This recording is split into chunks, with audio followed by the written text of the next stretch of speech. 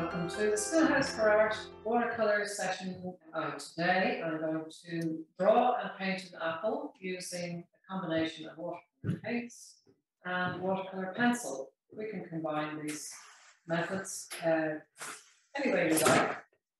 There's just a few key elements which are useful. So just to talk about our tools first, I'm going to use a hard pencil. So this is a 2H pencil. I'm going to use a round brush. This would be, in terms of size, it's probably about a size 10. So the top of the barrel here is about 10 centimeters. It's a round nylon brush, perfectly adequate for what we want to do.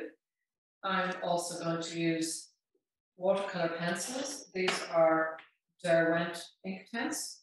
I find them very useful. They're nice and soft and give good colour. And finally, we're going to use a selection of watercolour paints. In this palette, I have lemon yellow, cadmium red, alizarin crimson, ultramarine blue, violet, and Prussian blue. We may only be using one colour today.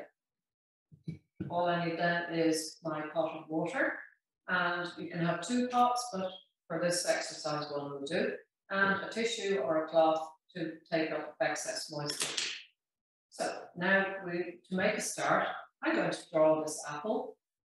Always have a good look at your subject. You really want to get a feel for its volume, smell it, taste it, just get a real feel for what it's made up of. Really, it's much easier to draw things once we get a sense of their volume.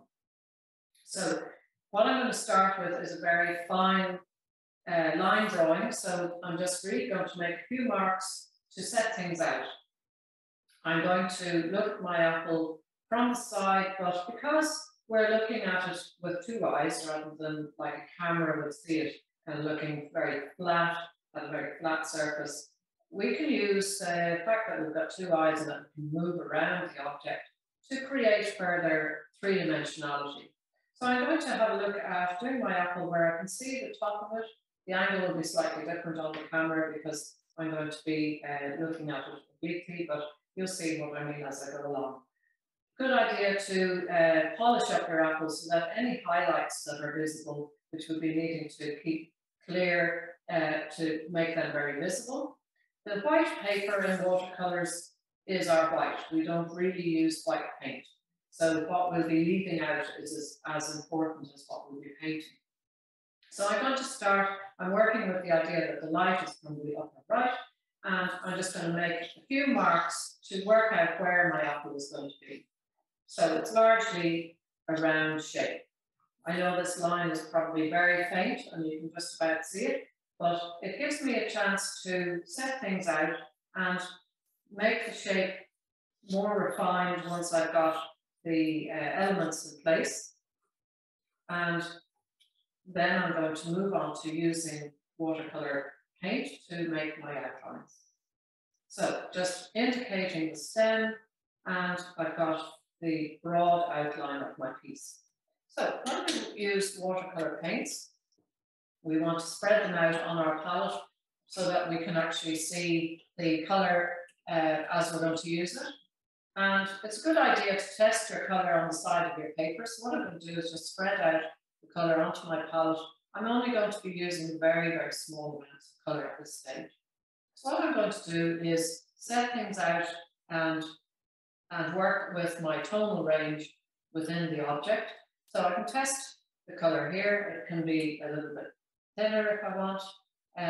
Because really this is instead of a pencil mark where normally you might make a tonal drawing. In this case, I'm just going to work with the watercolours. So you can test the colours. Use your tissue to take the excess colour out of your brush so that you're not getting lots of water on your paper. The watercolour paper is paper especially designed to take lots of water. So it will dry out nicely, but if we're putting a lot of water on the paper, it is inclined to cockle. So we're just going to use as little as possible. So we've spread out our paint, you can test it there. And what I'm going to do is just start with a very soft outline of my apple so that I can see where I'm going. So That doesn't have to be completely accurate. Next thing is then to start looking at the tonal range. So I've chosen the apple to show the yellow and the red rather than just choosing the red side. But by having a little bit of the yellow and the red visible together, it gives me a bit more variety. And also I can use the yellow side as being where accentuating where the light is coming from. So the next thing I'm going to do, and this is called activating the paper. I'm just going to wet the paper randomly. I've got a little bit of blue in the brush so that I can get the paper softened, the fibres of the paper softened slightly so that they accept the paint more naturally. But what I need to do is look at where my highlights are, and I'm just going to take it as with my light coming from the upper right. I'll have highlights along the top ridge on the apple where the stem comes out, and I'll have a highlight here on the side. We can light that. If you had an angle poison lamp, you could light it so that you have a highlight just in one area, so you can be more specific. So I'm just going to throw in that bit of tone there. So what I'm doing there is just saving this area as white, dry paper so that I'm not going to paint onto that at all really for the moment, so that I can then use that as my shiny highlight. And similarly up here, a little bit of the skin left unpainted. So it doesn't matter that it's slightly mottled, that will be worked into the painting as we go along. So the next stage then is to look at the tonal range. So remember, the light is coming from the upper right. The deepest shadows are going to be on the lower left. So I'm just going to use a little bit more pigment. And again, try it on your paper to see how it behaves. You might want to test that a few times. You can do this in a number of layers, but I'm just going to whip the tonal range in there, and that will be just getting a sense of where the shadows would be. So that would be a good start. And again, stem, I might just give that a little bit more on so it doesn't look pathetic. What I can do with watercolours very easily is actually to lift out colour. So if I want to have a highlight that's coming from the other side, so if I had two light sources, I can actually clean and dry the brush and then lift out some of that colour. So if I decide to have a highlight on this side, and that can be as small as you like, it could be just a tiny dot. In this case, I'm just going to leave it like that for a moment. And similarly, if your object is standing on a light coloured surface, you'll also have a little bit of a highlight on the other side where the light is reflected up from a surface. But that highlight will be not as bright as your pale dry paper. It'll be a little bit like the smaller one over here.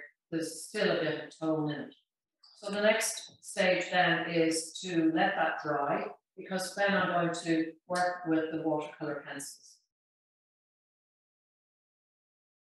So next stage then, this is nice and dry now.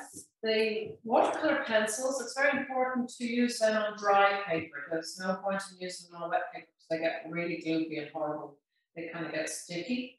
Even though it says on the tin you can use them on wet paper, by all means do, but you'll be ending up sharpening them away. So what I do in the next stage then is using my watercolour pencils, and it's worth just trying them on the edge of your paper so you know what they're going to do when you wet them. Just to show you, there's the yellow. So this one is called Sun Yellow. What you might do is just start by putting it again an underlayer. So we're underpainting, so now we're doing a yellow underlayer to the whole apple. So I'm just going to use it quite brashly. I'm just going to get as much pigment down as possible and just still avoiding my white area where I'm not going to be painting at all. So we can work away. You can go over the highlights because you can always lift those out. The secondary highlights are the ones that are not directly in the light, will have a tone anyway. So we've got our yellow as an underlayer, and then I might start using a bit of the red, and you can see I tend to use the red and the yellow a lot. They're kind of the shorter pencils in the box. So now I'm going to look at where is the red within the apple. So the strongest red is over here on the left. So I'm going to just work towards the edge. So I'm beginning to form the outer edge of the skin. And again, just using a hatching mark, so you can be quite random with it. And what I'm doing is I'm using the pencil under my hand. I'm not holding it as if I'm going to write, because then I have less movement. I'm using my whole arm to draw. So I'm just using the side of the pencil to apply some of that red. And again, it doesn't have to be exactly as what you're looking at. We're not necessarily doing an illustration. We might just be capturing an apple as an apple might be. No two are the same anyway. So using the pencil to build up that layer, you can then, using the pencil very lightly, so you're only just about touching the paper, you can get very pale tone, and then you can go second layer then to build it up stronger where you want the colour deeper. So I'm just going a little bit stronger on where it's darkest on the apple. And you see, I'm generally holding the apple in my hand, because if I put it over here and I'm trying to see it, there's quite a distance between the eye and the object on my page. So if I have it in my hand, I can occasionally turn it and check things. And that would be more important than if you had something a bit more complex, like a flower or something. You actually need to look very closely at your object so that you really understand its structure and textures. So I'm just going to build up the pigment there a bit stronger. So we can do this in many layers. So if I start with this, and now I'm going to start wetting that. So when I'm wetting the watercolour pencil, what I try and do is use a brush stroke that lends itself to emulating the form of the colour tones within the apple. So starting where it's lightest, so I'm just going to reduce the texture of the pencil marks by dissolving them. And I'm using little tapping marks to dissolve the pigment. And the initial layers will look a little bit, they'll be very influenced by the shadow underneath. But as I build up the texture and start using watercolours, you'll see how it becomes more saturated in colour. So I'm just working away to build up the colour tone.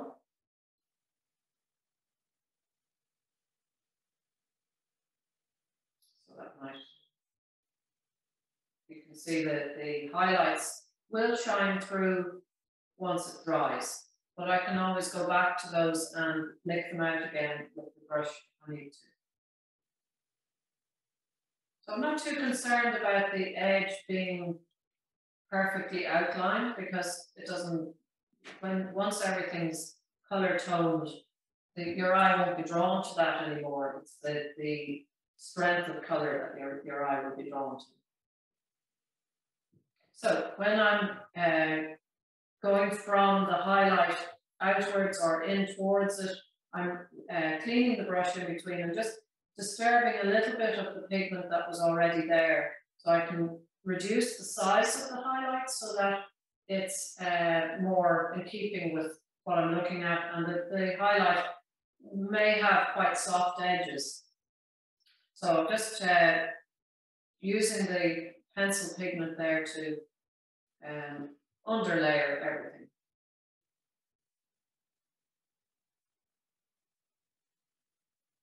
And sometimes it's quite good to have the little bit of texture from the pencil to influence the tone of things and give texture, because it makes for more lively painting.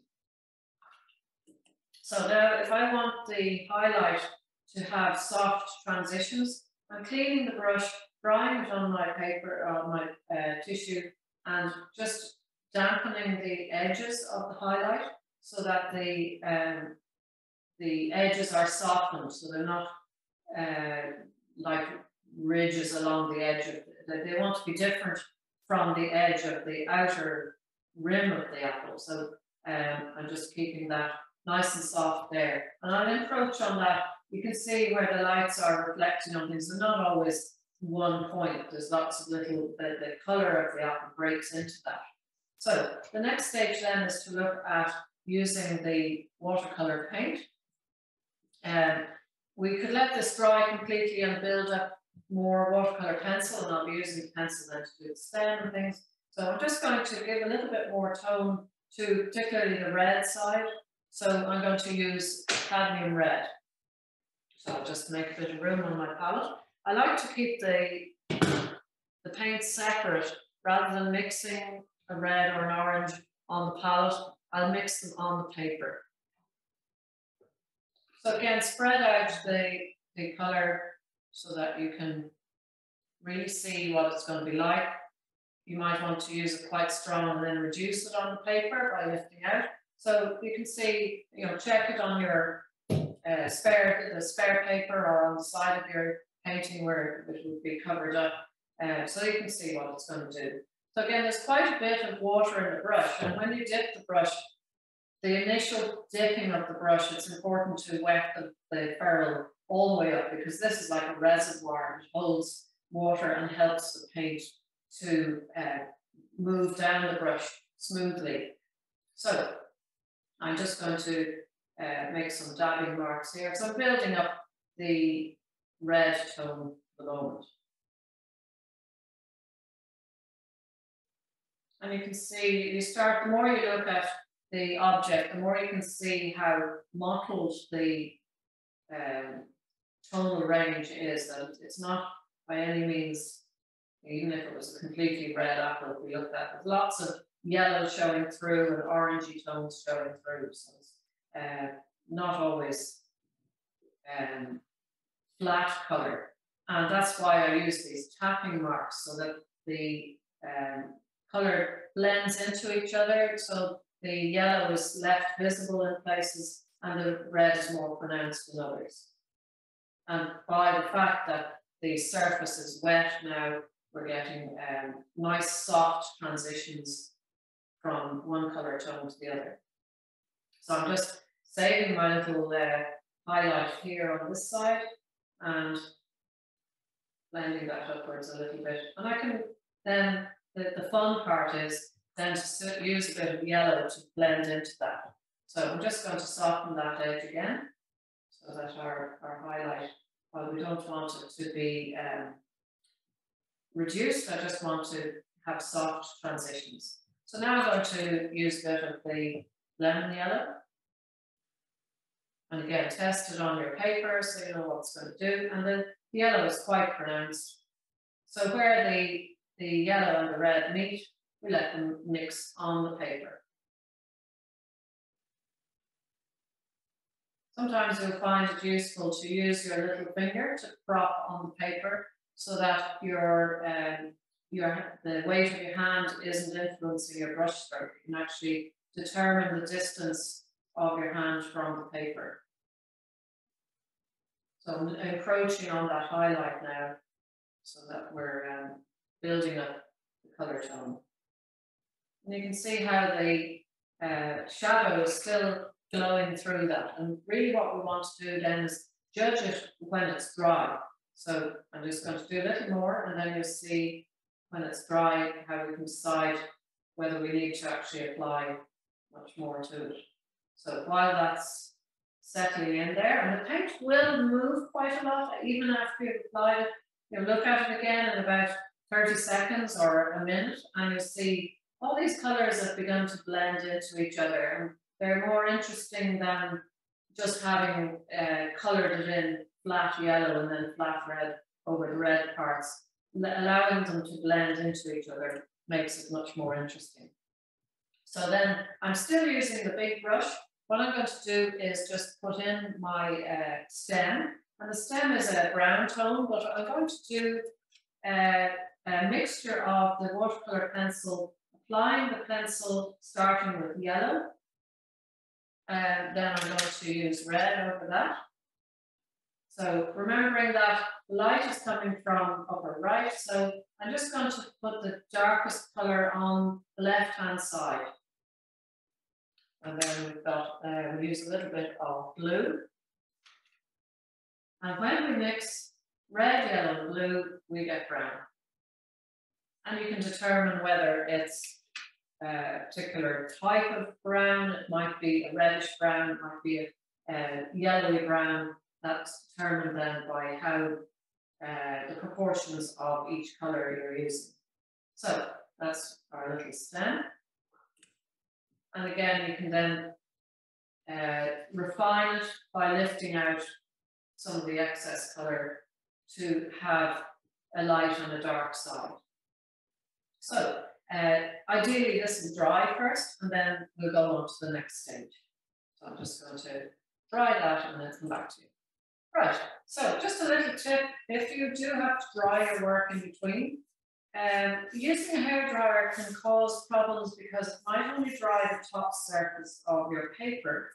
And if the underside, especially if you're working with a block of paper where there's paper underneath, it'll be soaking up moisture. And what can happen is then when you go to work further, what's underneath is damp and the surface is dry, but you can end up disturbing the fibres of the paper. So it's a good idea to have two paintings on the go, so that you put one aside and let it dry naturally, even if it means if it's a very wet painting, you might have to wait a couple of hours. But having said that, if you're working in a dry room and you've lots of heat, this is going to be drying very quickly, so that will help it. So next stage then is to go back to our watercolour pencils and start building up the real deep tones within this. So what I'm going to do is working again with the same system, the yellow first and then the red, and I'm going to start looking at the nitty-gritty of the texture within the apple and the lovely red tones with the yellow shining through. So I'm going to use the pencil a little bit more vigorously, but I'm also going to use it in more separate areas. So I'll be looking at the yellow here and here and keeping that separate from the red, so that the red tone then builds up in a more saturated way. So again, I'm using the pencil under my hand and using a hatching mark, which will then dissolve when I bring in the water. So I can be quite vigorous with it. What I'm looking at here is the mottled aspect, which is quite noticeable when you look closely at the apple. But very few apples would have a very smooth skin. They tend to, it's how the light picks up the different colours that they'll have a range of tones of reds and yellows, or might even have a bit of green in it. The green you can actually set it off very nicely. So just building up the yellow. Now I'm going to use the red. So this would be similar to the cadmium red, and build that up a bit stronger. And you'll see now when I wet that how saturated the colour can be. And you could actually use your paints and only have used the watercolour pencils at an earlier stage.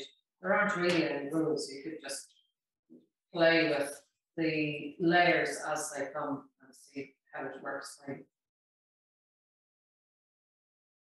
So what we often do is we might apply pigment in one area and then use that to paint elsewhere. So as I work my way up to build up the colour tone here, I'm then going to, when I wet that, use some of that colour over here.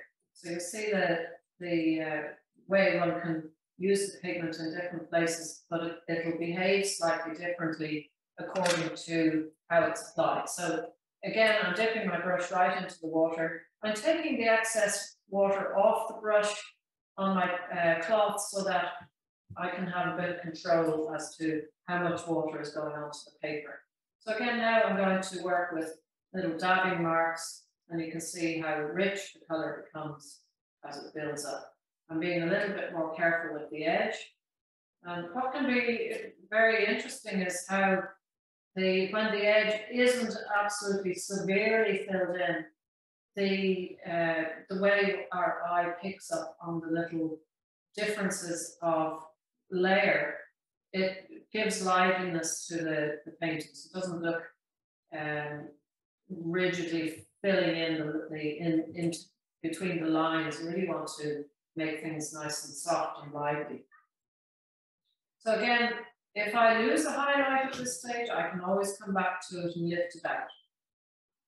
So the watercolors are relatively forgiving in that we can create highlights by taking away color. You can even use a small cloth or a tissue to change your highlights as well. So you can see how rich the color becomes, but we're still seeing the range of tones of the shadow which I put in the initial layer. So you can see how rich that yellow is. It's lovely and saturated. So the previous layer is shining through. So in between, then I might clean the brush and almost dry it, and then manipulate the color that's there so that it softens out. So again, my highlight is becoming smaller, but there's layers underneath that give it that slightly broken effect, that it's not a smooth highlight as you would have on a wall, for instance. So now I'm just going to bring some of the yellow over here and use some of the mixture of the red and yellow to come over onto this side. So that gives me a nice range of yellow and red tones. And remembering that generally your watercolors, once they dry, they'll be slightly paler than what they look like when they're wet. So make allowance for just adding a little bit of extra pigment to allow for that. So I think we're nearly there now. I'm just going to look at my highlights and rescue some of those. So we have the smaller marks there. So again, I'm just using little dabbing marks to get this sort of linear texture within the apple. So again, clean your brush, dry your brush, and soften the edges of your highlight. And sometimes highlights aren't bright white. They might be, if you're painting a peach, for instance, the highlight is kind of fuzzy, so it wouldn't be as white as this. So now I'm just going to take out I mentioned the highlight at the bottom here, where you might have reflected light from the surface that the apple is standing on. So I'm just going to lift that out. And what you might find is that you might have to do it a few times. So you clean and dry the brush, take a lick, and then clean and dry the brush and do it again. So that way you have, you're taking away pigment, you're not painting it back. You really need to clean the brush in between, and then just encroach on it a little bit so it doesn't become just a flat line. And then there's the highlight here at the top, where the stem goes in. I'm just going to wet that a little bit. Again, clean and dry the brush and lift out. And what it gives you is a highlight that's got a colour tone of the colours that are underneath. So it's a softer highlight than what you would get where the light is reflected directly. And then there's a little highlight here. And it gives a lovely range of tones within the apple.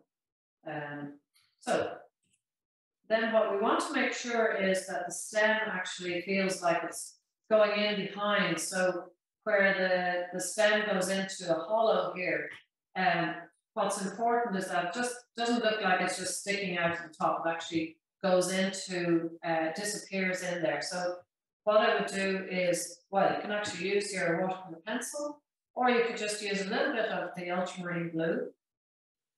Again, test it on your paper. And the beauty of this very pointed brush is that we can do very small marks if we want to. Just make sure that your brush isn't too wet. So you might just use the cloth on the back of the brush to take the excess water out so you can have a bit more control. And then I'm just going to touch the bottom of the stem there and make sure it really feels like it's disappearing in behind, and then just accentuating the shadow on the shadow side. So just tap a little bit of extra pigment in there. So that's pretty much it. You might just show a little bit of extra shadow at the bottom here. And again, you could play with it a little more. You could put in some of those little light speckles if you want to. I think that's enough to get us going. So you could go back then and play with doing more. We've done enough for today. So thank you very much for your time and happy painting.